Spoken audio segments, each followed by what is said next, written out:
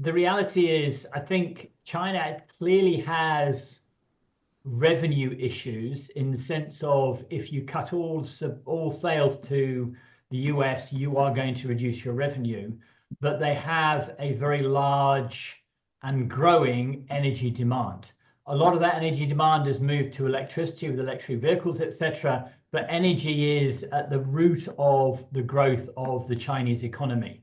And they have historically managed those supplies very much at the government level. So you kind of interface with companies, but the government is really managing the supply demand. And I think you will see that continue to move forward.